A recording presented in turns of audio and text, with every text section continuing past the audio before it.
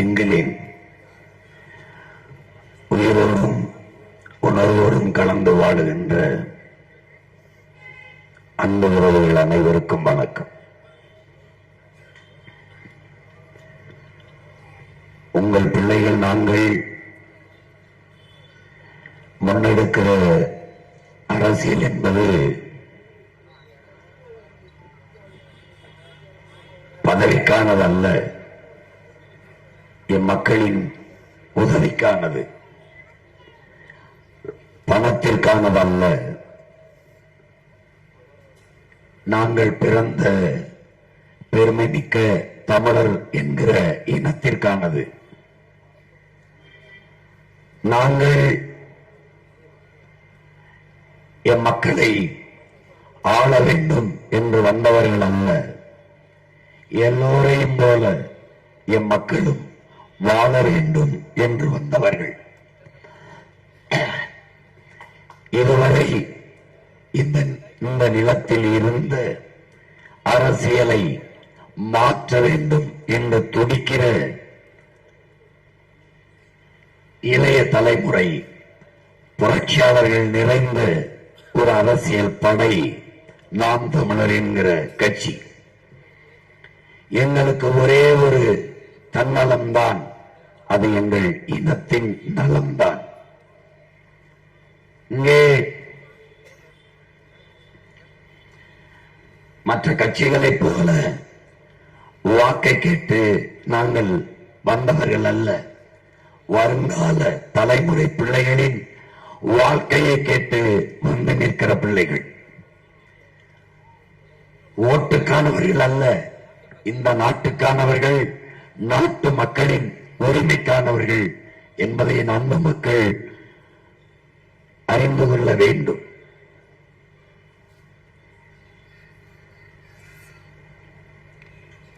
மாற்றம் என்பது எப்படிப்பட்ட மாற்றம்? ஒரு புரட்சிகர அரசியல் மாற்றம். புரட்சி என்பது தலைகீழ் மாற்றம். இதுவரை இங்கே இருக்கிற அரசியல் கட்டமைப்பு, நிர்வாக கட்டமைப்பை தகர்த்து முற்றுமுழுதாக மாற்றி ஒரு புதிய சமூகம் படைக்கிற கட்டமைப்பு. புரட்சி என்றால் என்ன என்ற கேள்விக்கு இளைய புரட்சியாளன் பகத்சிங் முன்வைத்த பதில், புரட்சி என்பது ரத்தம் சிந்தும் வன்முறையாகத்தான் இருக்க வேண்டும் என்பதல்ல. அது துப்பாக்கி தோட்டாக்களை தொழுவதும் அல்ல. அங்கே தனிநபர்கள் வஞ்சம் தீர்த்துக் கொள்ள வாய்ப்பும் இல்லை. பிறகு எதுதான் புரட்சி? வெளிப்படையாகவே அநீதிகளால் கட்டமைக்கப்பட்ட சமூகத்தை தகர்த்து முற்றுமுழுதாக புதிய ஒரு சமூகம் படைப்பதுதான் புரட்சி என்றான் பகத்சிங். அப்படி இந்த நிலத்திலே வெளிப்படையாகவே அநீதி, ஊழல் தெரியும், தடுக்க முடியவில்லை. லஞ்சம் தெரியும், தடுக்க முடியவில்லை. சாதிய இழிவு, தீண்டாமை தடுக்க முடியவில்லை. அடக்குமுறை, ஒழுக்குமுறை தடுக்க முடியவில்லை. தெருவெங்கும் மது, மத போதை தடுக்க முடியவில்லை. கண்ணுக்கு தெரிந்து வளக்கொள்ளை தடுக்க முடியவில்லை. வெளிப்படையாகவே அநீதி. இப்படி வெளிப்படையாகவே அநீதிகளால் கட்டமைக்கப்பட்ட சமூகத்தை தகர்த்து புத்தம்புதான ஒரு சமூகத்தை படைப்பதற்கு வந்த பிள்ளைகள் தான் உங்கள் பிள்ளைகள் என்பதை எண்ணரும் மக்கள் தெரிந்து கொள்ள வேண்டும். கற்றறிந்த பெருமக்கள், உலக அரசியலை உள்ளங்கையில் வைத்து பார்த்துக் கொண்டிருக்கிற மக்கள், நாளோறும் நாளேடுகளை, தொலைக்காட்சிகளை பார்த்து படித்து செய்திகளை, நாட்டு நடப்புகளை அறிந்து கொள்கிற அறிவார்ந்த மக்கள், உங்களினுடைய மதிப்பு, உங்களுடைய மதிப்புமிக்க வாக்கு, அதன் விலை வெறும் 1000 500 தானா? தன்மானமும் இனமானமும் உயிரென்று வாழ்கிற ஈரோட்டு கிழக்கில் வாழ்கிற என்னுயிர் சொந்தங்களே, நம்முடைய மதிப்பு வெறும் 1000 500 தானா? மான தமிழ் மக்கள் பார்த்து பார்த்து கட்டிய வீட்டை அடமானம் வைப்பான், உழுது விளைக்கிற காட்டை அடமானம் வைப்பான், நேசித்து கட்டிய மனைவியின் தாலியை கூட அடமானம் வைப்பான்.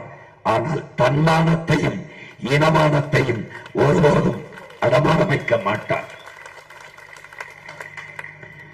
அதை என்னரும் சொந்தங்கள் செய்ய மாட்டார்கள் என்ற நம்பிக்கையில்தான் ஏதுமற்ற உங்கள் பிள்ளைகள் இந்த அரசியல் களத்தில் நிற்கிறோம். எதிர்த்து நிற்பது யாரை? பல ஆண்டுகளாக அதிகாரத்தில் இருந்தவர்கள், இப்போதும் ஆட்சி அதிகாரத்தில் இருப்பவர்கள், கோடி ஓடியாக கொட்டி தேர்தலை எதிர்கொள்ள வலிமை படைத்தவர்கள். தமிழ்நாட்டில் இருக்கிற எல்லா தொலைக்காட்சிகளும் பத்திரிகைகளும் அவர்களால் இயக்கப்படுகிறது, அவர்களுக்கு வேலை செய்வார்கள். ஆனால் இதில் எதுவும் இல்லாத பிள்ளைகள் எந்த துணியில், எந்த நம்பிக்கையில், எந்த துணியில் களத்திலே நிற்கிறோம் என்றால், எங்களை பெற்றவர்கள், எங்கள் உடன் பிறந்தவர்கள் எங்களை கைவிட்டு விட மாட்டார்கள் என்ற அசைக்க முடியாத நம்பிக்கையில் இந்த களத்திலே நிற்கிறோம். உலகெங்கிலும் மாறுதல், புரட்சி இப்படித்தான் நடந்திருக்கிறது. இப்படித்தான்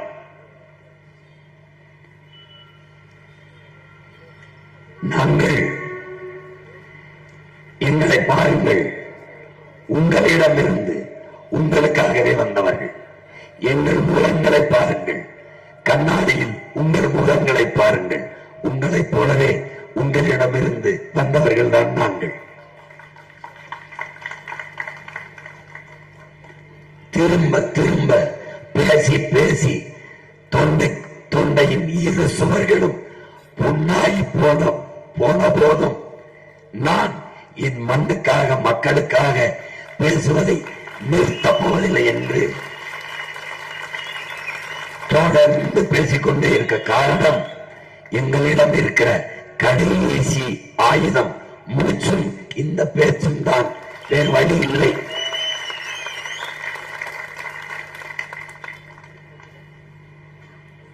அறிவார்ந்த என் மக்களே, என் பெற்றோர்களே, என்னிலும் இளைய என் தம்பி தங்கைகளே, உங்களை நம்பித்தானே உங்கள் பிள்ளைகள் இந்த பயணத்தை தொடர்ந்து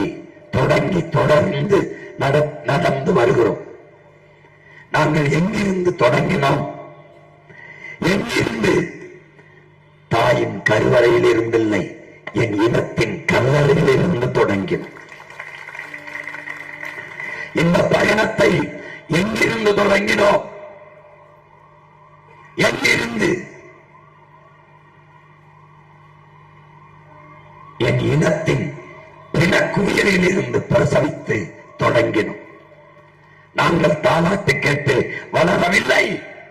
என் இனத்தின் ஒப்பாறையிலும், ஓரத்திலும், கத்தலிலும், கடலிலும் வளர்ந்த பிள்ளைகள். ஏதமற்ற நிற்கதையாக நிற்கிற போது புரட்சியாளன் சேவரா ஒரு முழக்கத்தை முன்வைத்தான். அடுத்தவன் காலில் விழுந்துதான் வாழ வேண்டும் என்கிற நிலை இருக்குமானால் நான் எழுந்து நின்று இறந்து போவேன் என்ற முழக்கத்தை முன்வைத்தான். எங்கள் முன்னவர்கள் தீரன் சின்னமலை, பூலித்தேவன், மருதபாண்டியன், எங்கள் பாட்டி வேதநாச்சியார், பெரும்பிடுகு முத்தரையன், பண்டார வன்னியன், அழகு முத்துக்கோன், சுந்தரலிங்கம், வெள்ளையத்தேவன், இப்படி எண்ணற்ற வீரமரவர்கள் களத்திலே பாய்ந்தார்கள். வெள்ளைக்காரன் வைத்திருப்பது துப்பாக்கி, பீரங்கி. எங்களிடத்தில் இருந்தது வாளும் வேலும் தான். சண்டைக்கு போனால் சாவம் தெரியும். ஆனாலும் என் பாட்டனும் பாட்டியும் போனார்கள். ஏன்? மான தமிழ் மக்களுக்கு மரணத்தை விட மானமே பெரிது என்பதால் போனார்கள். அவர்கள் ஒரு முழக்கத்தை முன்வைத்தார்கள். அடிமை வாழினும் உரிமை சாவு மேலானது என்ற முழக்கத்தை முன்வைத்தார்கள். காரணம், உயிர் தனிப்பட்ட ஒருவனின் இழப்பு. உயிரை இழக்கலாம், உரிமையை இழக்கக்கூடாது. ஏன்? உரிமை என் இனத்திற்கான இழப்பாக மாறிவிடும். அந்த கோட்பாட்டை உள்வாங்கிய எங்கள் உயிர் தலைவன் அதே கருத்தியலை கொண்டு களத்திலே நின்றான். ஆயிரம் ஆண்டுகள் நாம் அடிமையாக வாழ்வதை விட சுதந்திரமாக சாவது மேலானது. அதுவும் அந்த சுதந்திரத்திற்காக போராடி சாவது அதை விட மேலானது. இந்த தத்துவத்தை வாசித்து நேசித்து சுவாசித்து நிற்கிற உங்கள் பிள்ளைகள் முடிவெடுத்தோம். 5 சீட்டு 4 சீட்டு நோட்டு இதுக்கு இந்த திராவிட பன்னிகளிடத்திலே மண்டியிட்டு நிற்பதை விட மான தமிழ் மக்கள் புலிமரமனின் பிள்ளைகள் இந்த திராவிட பன்னிகளை வேட்டையாடி வீட்டில் விட வேண்டும் என்கிற வெறியோடு களத்திலே நிற்கிறோம். இத்தனை கட்சி கூட்டணி ஒற்றை மகன் பிரபாகரன் மகனை எதிர்கொள்ள முடியாமல் எங்கிருக்கிறார் என்று தெரியவில்லை. எங்கே? எந்த திசை? பணத்தை தவிர உன்னிடத்தில் என்ன இருக்கிறது? உன்னிடத்தில் பணம் இருக்கிறது. 8 கோடி என் இனமும் என் முன்னால் இருக்கிறது. இதெல்லாம் மாறுமா? இதெல்லாம் சாத்தியமா? இதெல்லாம் நடக்குமா என்று இப்படித்தான் நினைத்தார்கள் இந்த பிள்ளைகளை. சினிமா எடுக்கிற பைய, சின்ன பைய, ஒரு தடவை ஜெயில ஓட்டா பயந்துருவான், 2 தடவை ஓட்டா ஓடிடுவான், 3 தடவை ஓட்டா பயந்துருவான், 4 மாசம் ஓட்டா பயந்துருவான். 1.5 வருஷம் சிறையில் போட்டும் சிலிர்த்துக் கொண்டு அதே வெறியோடு வெளியில வந்தவன் உங்கள் மகன் சீமான். காரணம், அடிமைப்பட்ட இனமும் அடிபட்ட புலியும் எழுச்சி கொண்டால் எவனும் எதிர் நிற்க முடியாது. நாங்கள் அடிமைப்படுத்தப்பட்ட இனம் மட்டுமல்ல, அடிபட்ட புலி வெகுண்டு எழுந்து நிற்கிறோம். எவரும் எதிர் நிற்க முடியவில்லை. இவனெல்லாம் ஒரு ஆளா என்று கருதினார்கள். 234 தொகுதியில் போட்டி போட 200 பேர் இருக்கிறார்களா என்று கேட்டவர்கள் இன்னும் உயிரோடு தான் இருக்கிறார்கள். தனித்து நிற்க எந்த கட்சிக்காவது துணிவு இருக்கா? துணிவு இருக்கா? 234 தொகுதியிலும் தனித்து தனித்து தனித்து போட்டி போடக்கூட ஒரு துணிவு தெளிவு வீரம் நாம் தமிழர் கட்சிக்கு மட்டும்தான் இருக்கிறது. தாயின் மாறிலே கலந்த பால் போல கரைபடியாத தூய உள்ளத்தோடும் கைகளோடும் களத்திலே நிற்கிற ஒரு அரசியல் கட்சி நாம் தமிழர் கட்சி மட்டும்தான். எங்கள் பாட்டன் பாரதி பாடுகிறான், தண்ணீர் விட்டா வளர்த்தோம் சர்வேசா, இப்பயிரை கண்ணீரால் காத்தோம் கருக திருவுளமோ. கருக திருவுளமோ, இந்த சுதந்திர பயிரை நாங்கள் தண்ணீர் விட்டா வளர்த்தோம், கண்ணீரால் காத்தோம், கருக திருவுளமோங்கிறான்.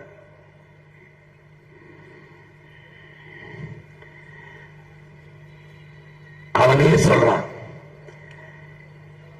பொழுதெல்லாம் பொழுதெல்லாம் எங்கள் செல்வம் கொள்ளை கொண்டு போவதோ, நாங்கள் என்று சாவதோ, அழுது கொண்டு இருப்போமோ, ஆண் பிள்ளைகள் அல்லமோ, உயிர் வெல்லமோ என்கிறார்.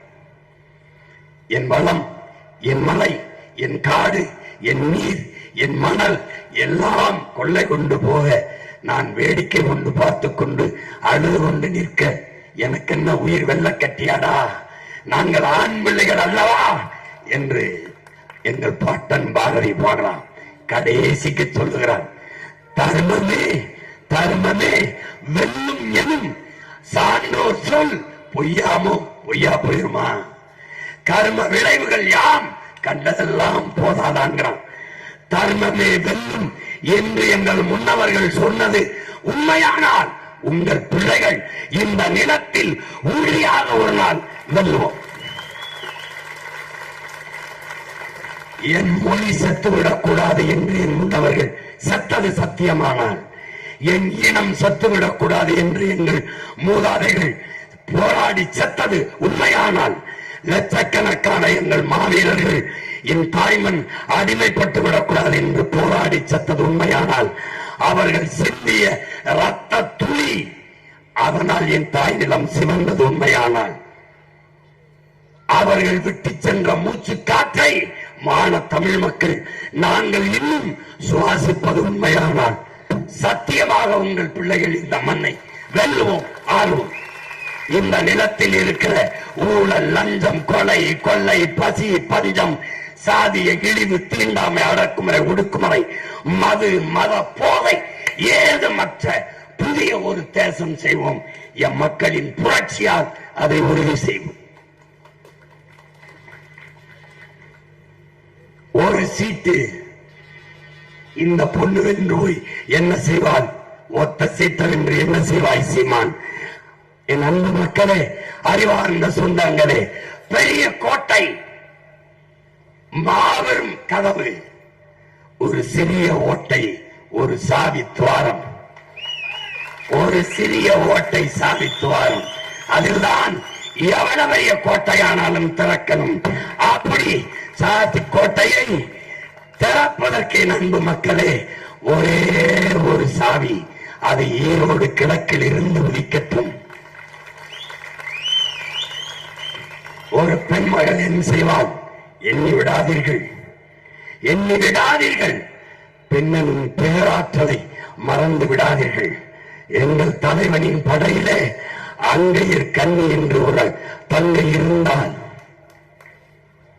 அறிவார்ந்த தமிழ் தம்பி தம்பிகள் எல்லாரும் பெற்றோர்கள் இந்த வரலாற்றை அறிந்திருக்க வாய்ப்பில்லை, நிறைய பேர் தெரிந்திருக்க வாய்ப்பில்லை.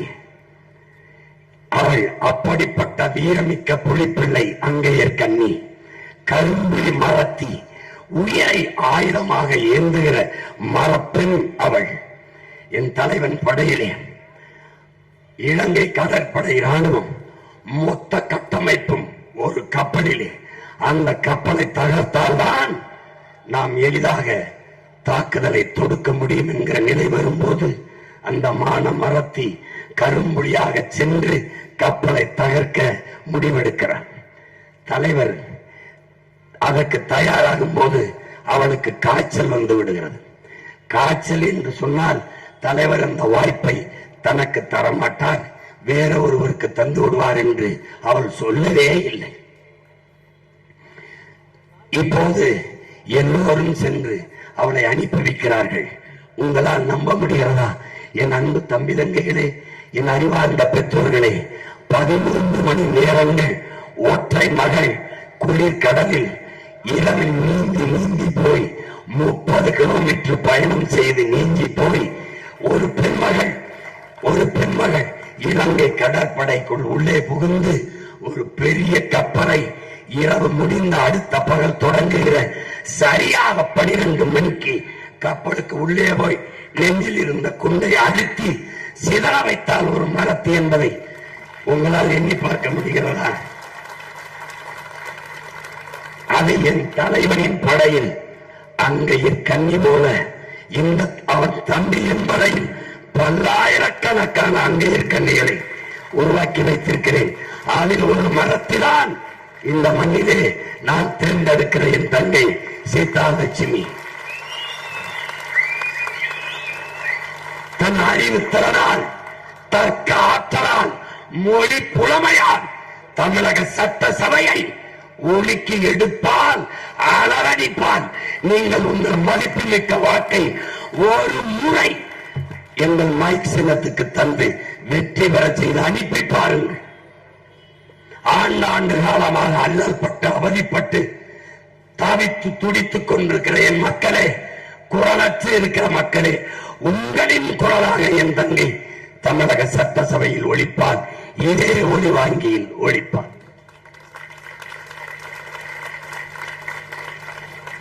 நம்புங்கள்.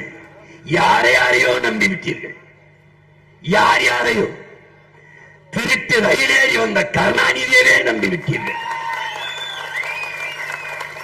ஒரு முறை இல்ல, பல முறை நம்பிவிட்டீர்கள். கருணாநிதிக்கு மகனா பிறந்ததனாலேயே ஸ்டாலினையும் நம்பிவிட்டீர்கள். ஸ்டாலினுக்கு மகனா பிறந்ததனாலேயே உதயநிதியும் நம்பிவிட்டீர்கள். ஒரு முறை உங்களுக்கு பிள்ளைகளாக பிறந்ததனாலே எங்களை ஒரு முறை நம்புங்களே, ஒரு முறை நம்புங்கள், ஒரு முறை நம்பு. தன்மானத்தோடு ஈனமானத்தோடு வெகுண்டு எழுங்கள். ஒரு முறை நம்மால் முடியும் மாற்றத்தை. தமிழ் திருநாட்டில் ஈரோட்டில் கிழக்கில் இருந்து ஒரு புதிய விடியலை அந்த நிலத்தின் மக்கள் உருவாக்கினார்கள் என்று வரலாறு எழுதட்டும். வருங்கால தலைமுறையில் தமிழக அரசியல் வரலாறை படிக்கிற போது ஒரு இடைத்தேர்தல் அற்ப காலம், ஓராண்டு கால பதவி, அதிலே ஏதுமில்லாத எளிய பிள்ளைகள் நிறுத்திய ஒரு பெண்மகள் சீதா லட்சுமிக்கு ஒளிவாங்கி சின்னத்திலே வாக்கு செலுத்தி வெல்ல வைத்தார்கள் தமிழ் மக்கள் என்று இந்திய நிலமுழுமைக்கும் பேசுவார்கள். அந்த வரலாற்று வாய்ப்பு உங்கள் முன்னால் நிற்கிறது, உங்கள் முன்னால், உங்கள் கைகளில் இருக்கிறது.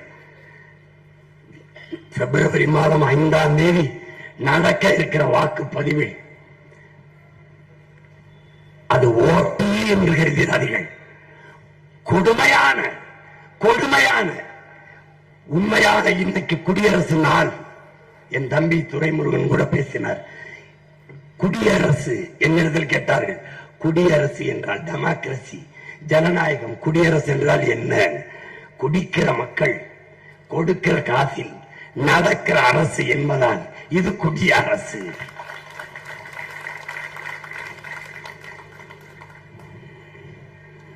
என் அன்பு சொந்தங்களே, கேடு கட்ட பணநாயகமாக மாற்றி இருக்கிறார்கள். அதை வீழ்த்தி மாண்புமிக்க ஜனநாயகத்தை மலரச் செய்ய வரலாறு ஒரு வாய்ப்பு. காலங்காலமாக ஏழ்மை வறுமையிலேயே வீழ்ந்து கிடக்கிற என் மக்களின் வாழ்க்கை தரத்தை உயர்த்த ஒரு வாய்ப்பு. ஏழைக்கு ஒரு கல்வி, பணக்காரனுக்கு ஒரு கல்வி என்று இருக்கிற நிலையை மாற்றி உழைக்கும் அடித்தட்டு மக்களின் பிள்ளைகளும் உயர்ந்த கல்வியை பெற முடியும் என்கிற நிலையை உருவாக்க ஒரு வாய்ப்பு.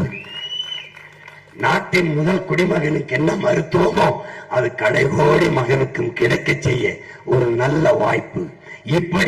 இப்படி கொடிய ஆட்சி முறைக்கு நீங்கள் போடுகிற ஓட்டு கொடிய ஆட்சி முறைக்கு வைக்கிற விரட்டு என்பதை நினைவில் வைத்துக் கொண்டு மாய்க்கு சின்னத்திலே போட்டு நல்ல ஆட்சியை மலரச் செய்யுங்கள். இந்த வாய்ப்பை தவற விடாதீர்கள். திரும்ப தமிழ்நாட்டில் இத்தனை தொகுதி இருக்கும் போது 3 முறை ஈரோட்டில் மட்டும் தேர்தல் நடக்க காரணம் ஒரு வாய்ப்பு. தம்பி திருமகன் ஈவேராவுக்கு மறுவாய்ப்பு, அவர் தந்தை ஐயா ஈவிகேஎஸ் இளங்கோவனுக்கு மறுவாய்ப்பு, இப்போது அருமை சகோதரர் ஐயா சந்திரகுமாருக்கு 3 முறை உங்கள் மண்ணில் மட்டும் தேர்தல் திரும்ப வருவது ஒரு வாய்ப்பு தவறவிட்டு விட்டீர்கள். 2 வாய்ப்பு தவறவிட்டு விட்டீர்கள். 3வது ஒரு அரிய வாய்ப்பு.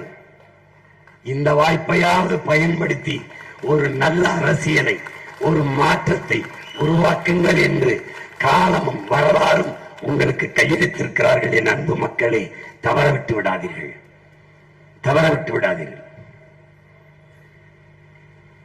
இது அரிதும் அரிதான ஒரு அரிய வாய்ப்பு. கடலில் ஒருவன் விழுந்து விடுகிறான், தத்தளிக்கிறான். அவன் என்ன செய்கிறான்? இறைவனிடத்திலே வேண்டுகிறான், இறைவா என்னை காப்பாற்று என்கிறான். முதல்ல என்ன செய்கிறான்? சிவனே என்னை காப்பாற்று என்கிறான். அவன் சிவன் வருவார் என்று காத்திருந்தான். ஒரு மீனவன் படகுல வந்தான். வாங்க, வண்டியிலே ஏறுங்க வாங்கன்னா, போ என்னை காப்பாற்ற சிவன் வருவான்னா. அவன் கெஞ்சினான், தயவு செய்து வாயா படகுலையோ, வாயா அப்படின்னு.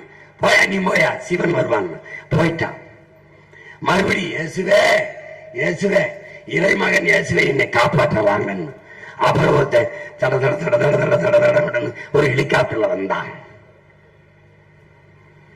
அவன் கையில போட்டான், பிடிச்சுக்கிட்டு மேல வாயா, மேலவா மேலவான்னா, அத போயா நீ ஐயா போயா, எனக்கு ஏசு வருவாருன்னு நின்றுகிட்டே இருந்தான். அவனையே எவ்வளவு கெஞ்சி பார்த்துட்டு ஏனிய சுட்டிட்டு போயிட்டான். மறுபடியும் அல்லா என்னைய காப்பாத்துன்னா ரொம்ப நேரங்கத்திலான்னு அவர் ஒரு கப்பல்ல ஒருத்தர் அனுப்புனார், சின்ன ஸ்டீம் போட்ல ஒருத்தர் அனுப்பி ஒருத்தர் வாராரு, ஏ வாப்பா வாப்பா உட்காருப்பான். அப்ப வர மாட்டேங்கிறான். எனக்கு அல்லா வருவார், எனக்கு அல்லா வந்து என்னை காப்பாத்துவாருன்னு கத்திட்டு இருந்தா அவரு கெஞ்சி கெஞ்சி பார்த்துட்டு அவரும் போயிட்டார். கடைசியா தண்ணிக்குள்ள குளிச்சு செத்து போனான். மேல இருந்து என்னந்த பய இவ்வளவு தூரம் கெஞ்சி நான் கைவிட்டியல, நான் முதல்ல ஒரு படகுல ஒருத்தனை அனுப்புனேன், அப்புறம் ஹெலிகாப்டர் கொடுத்து ஒருத்தனை அனுப்புனேன், அப்புறம் கப்பலை கொடுத்து ஒருத்தன் அனுப்புனேன். இவன் எதையுமே பயன்படுத்திக்கல, சாவர தவிர வேற வழி இல்லை. அந்த கடலுக்குள்ள விழுந்தவன் கதையா என் இன மக்களே நீங்க இருந்துடாதீங்க. ஒவ்வொரு முறையும் உங்க பிள்ளைகள் நாங்க ஒவ்வொரு முறையும் படகுல வாரம் காரி துப்பி விரட்டிடுங்க, அப்புறம் ஹெலிகாப்டர்ல வாரம் ஏறி மிதிச்சு விரட்டிடுங்க, அப்புறம் கப்பல்ல வாரம் கல்லெடுத்து எறிஞ்சு விரட்டிடுங்க. சாவத தவிர வழி இல்லை. நல்லா இருப்பீங்க, நல்லா இருப்பீங்க, புடைச்சுக்கிறீங்க. என்ன செய்யுது என்ன செய்யுது, எல்லா கோபத்தையும் திரட்டி வச்சுக்கிறீங்க. ஹிட்லர் சொல்றான், அடக்க முடியாத ஆத்திரம் வருதா, வெறி வருதா, கோபம் வருதா, அவமானப்படுத்துறானா, அசிங்கப்படுத்துறானா, எல்லாவற்றையும் சேர்த்து வை. உனக்கு வாய்ப்பு வரும்போது கருவறுத்து விடு என்கிறார். வெறியா இருக்கா? கழிவு நீர் வழிந்தோட கால வெட்டி தரல, இந்த காவாடி பயிர்களை பழி வாங்கணும் வச்சுக்க. மழை நீர் வழிந்தோட காவா வெட்டி தரல வச்சுக்க. விளைய வைக்கிற பொருளுக்கு உரிய விலையை தரல வச்சுக்க. மின் கட்டணத்தை உயர்த்திட்டான், சொத்து வரியை உயர்த்திட்டான், எல்லா விலையை போச்சு. நெசவாலை நடத்த முடியல, மூடிட்டான். நூல் விலை ஏறிடுச்சு, வாழவே முடியல. வன்மம் வச்சுக்க. பழி வாங்க ஒரு தருணம், ஒரே ஒரு அழுத்து இந்த மைக்கில் அழுத்திரு முடிஞ்சு. ஒரு ஓட்டை இந்த பிள்ளைகளை நம்பி போட்டு நிம்மதியா படுங்க, நாட்டை எங்க கிட்ட விடுங்க. இவ்வளவுதான் நாங்க கேட்கிறது. தயவு செய்து அறிவார்ந்த பெருமக்களே, பேரன்பு கொண்டு நாங்கள் நேசிக்கிற என் உயிர் சொந்தங்களே, என்னும் இளைய என் தம்பி தங்கைகளே, எங்கள் பேச்சை கேட்டுக்கொண்டிருக்கிற உலக மாந்தர்களே, ஒரே ஒரு தடவை எங்களுக்காக வாக்கு செலுத்துங்க, எங்கள் வெற்றிக்காக வாழ்த்துங்கள். ஒண்ணும் கேட்கல, ஒரு ஓட்ட தங்கட்டும், நோட்டை கொடுப்பான் வாங்கிக்க, ஓட்டை இங்க போட்டுக்க, அவ்வளவுதான். அவ்வளவு ரோசனா எங்க அம்மா பணத்தை கொடுத்தாலும் மக்கள் விரும்பியவர்களுக்கு, நல்ல அரசியலுக்கு, அதுக்குத்தான் வாக்கு செலுத்துவார்கள் என்ற நிலையை உருவாக்குங்கள். பணத்தை வைத்து தேர்தலில் வெற்றி பெற முடியாது என்கிற நிலையை உருவாக்குங்கள். மாற்றம் தானாக வரும்.